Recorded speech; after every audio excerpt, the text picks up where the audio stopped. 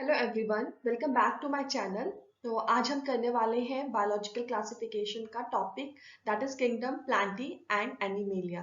तो स्टार्ट करते हैं आज का टॉपिक। आज के टॉपिक में हम कुछ कैरेक्टरिस्टिक देखेंगे प्लांटी का और एनिमेलिया का। तो सबसे पहले कर लेते हैं किंगडम प्लांटी के कैरेक्टरिस्टिक्स। सबसे पहले आता है ऑल आर यूकैरियोट्स। तो जितने भी प्लांट्स होते हैं वो सारे यूकैरियोट्स होते हैं। यूकैरियोट्स मींस जिनके पास ट्रू न्यूक्लियस होता है। यू का मतलब क्या होता है? True, and karyon means nucleus. अब आता है ट्रू न्यूक्लियस होते क्या है, तो मैं आपको पहले ही बता चुकी हूँ। ट्रू न्यूक्लियस वो न्यूक्लियस होते हैं जो कि बाउंडेड होते हैं न्यूक्लियर मेम्ब्रेन से। तो जितने भी प्लांट्स हैं वो सारे क्या होंगे? यूकैरियोट्स होंगे। नेक्स्ट है they contain chlorophyll, have chloroplast. इनके पास एक पिगमेंट होता है that is known as chlorophyll.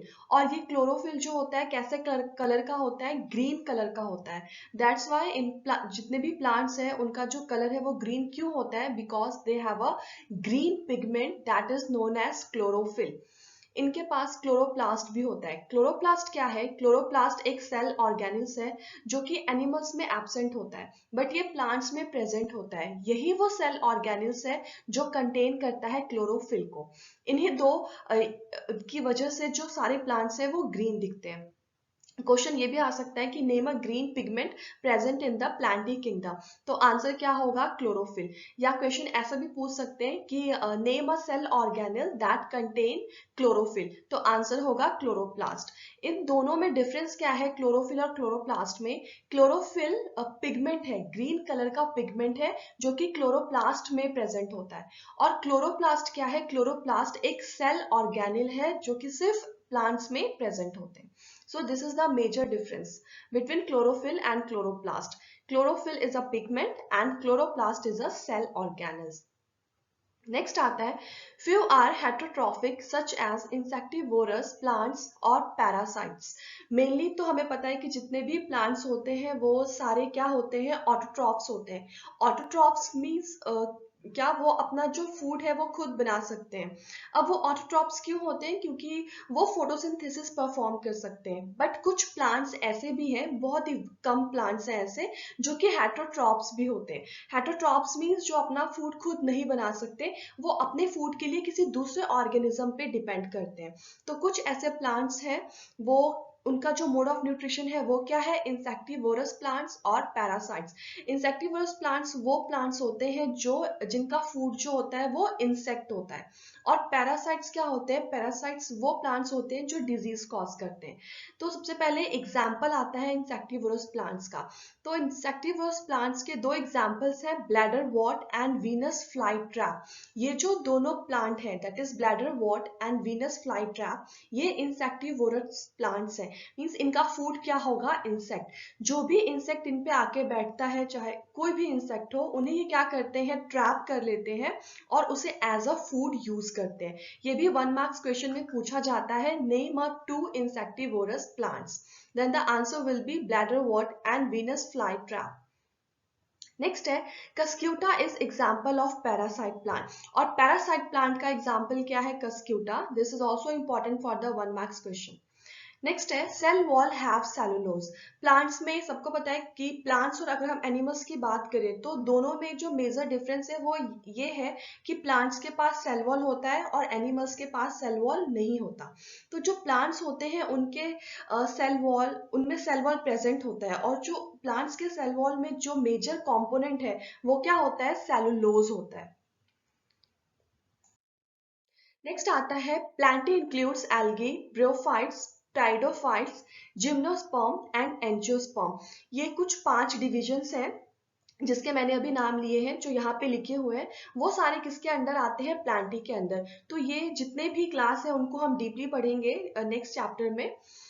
Next is a life cycle of plant has 2 distinct faces. जो प्लांट का लाइफ साइकिल है उसमें 2 फेसेस आते हैं। डिस्टिंक्ट मीन्स 2 डिफरेंट फेजेस आते हैं। सबसे पहला फेज है वो है डिप्लॉयड स्पोरोफिटिक, और दूसरा जो फेज है वो है हैप्लॉइड गैमेटोफिटिक। ये 2 मार्क्स क्वेश्चन में पूछा जाता है। तो सबसे पहले आता है कि डिप्लॉइड स्पोरोफिटिक होता क्या है। डिप्लॉइड नाम से पता चल रहा है, डिप्लॉइड मीन्स जिनके पास फुल क्रोमोसोम्स होंगे, मीन्स जिनके पास 46 नंबर ऑफ क्रोमोसोम्स होंगे, दैट इज डिप्लॉइड। और स्पोरोफिटिक है, स्पोरोफिटिक मीन्स ऑफ कोर्स इसमें स्पोर्स का फॉर्मेशन होगा, इसलिए इसे स्पोरोफिटिक बोला हुआ है। और जो स्पोर्स फॉर्म होंगे वो कैसे होंगे, डिप्लॉइड होंगे, मींस उनमें 46 नंबर ऑफ क्रोमोसोम्स प्रेजेंट होंगे। तो डिप्लॉइड स्पोरोफिटिक स्टेज क्या होता है, in this stage produces asexual spores that are diploid. इस स्टेज में एसेक्सुअल स्पोर्स का फॉर्मेशन होता है और ये स्पोर्स कैसे होते हैं, डिप्लॉइड, इसलिए इन्हें क्या बोला जाता है, डिप्लॉइड स्पोरोफिटिक। नेक्स्ट है हैप्लॉइड गैमेटोफिटिक। अब हैप्लॉइड है तो इसमें क्रोमोसोम का नंबर कितना होगा, half. Haploid means half, half means 23। और गैमेटोफिटिक है मींस इसमें किस चीज का फॉर्मेशन होगा, गैमेट्स का फॉर्मेशन होगा, इसलिए इन्हें क्या बोला गया है, haploid gametophytic. To produces gametes that are haploid। इस haploid gametophytic stage में gametes form होंगे और वो gametes कैसे होंगे, haploid। That's why this stage is known as haploid gametophytic।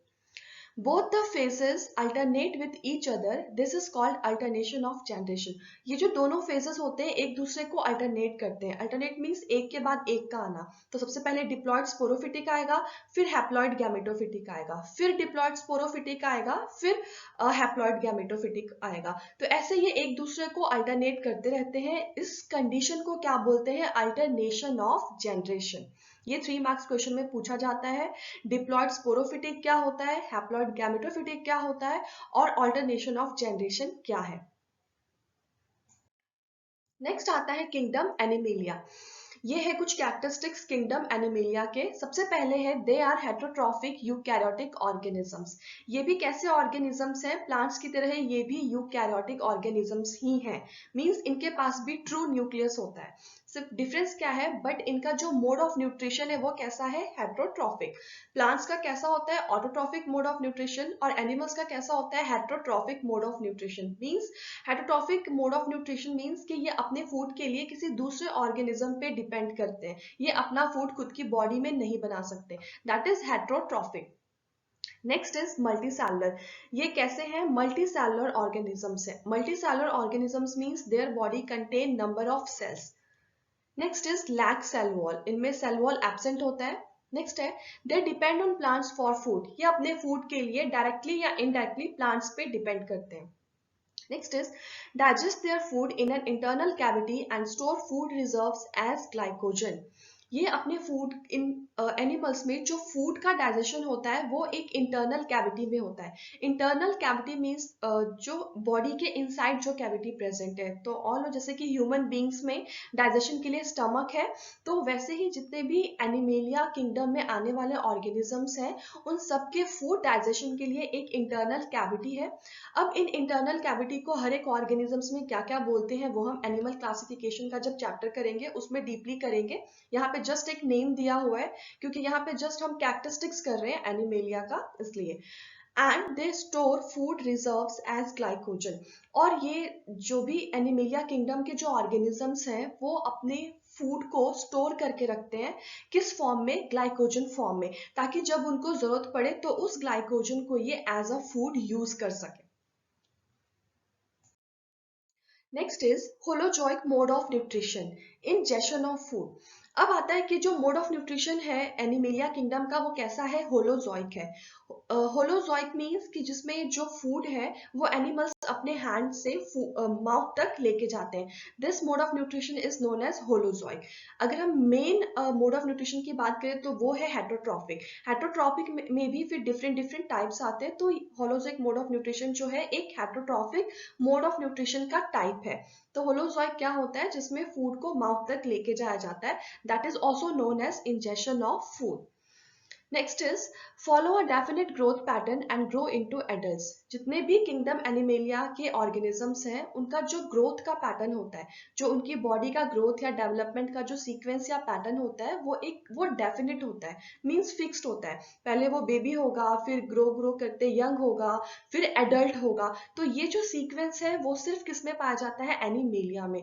सो एक डेफिनेट ग्रोथ प्रेजेंट है किंगडम एनिमेलिया के ऑर्गेनिजम्स में। दे नेक्स्ट है दे हैव सेंस, बिकॉज जितने भी किंगडम एनिमेलिया के ऑर्गेनिजम्स है they have sense. Sense means उनके पास सेंस ऑर्गन है जिससे कि वो किसी टच को या स्मेल को या जो भी विजन है उसे सेंस कर सकते हैं। Next is sexual reproduction is by copulation of male and females. Kingdom animalia में जो सेक्सुअल रिप्रोडक्शन होता है वो कैसे होता है, मेल एंड फीमेल्स के मेटिंग से होता है।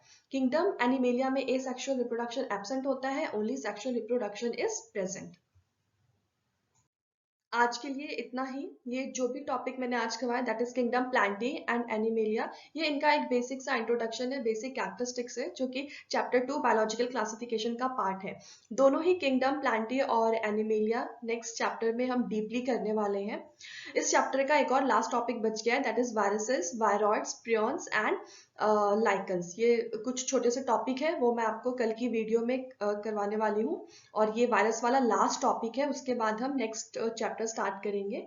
सो होप आप सबको मेरा ये वीडियो पसंद आया होगा। Then please subscribe it. Thank you.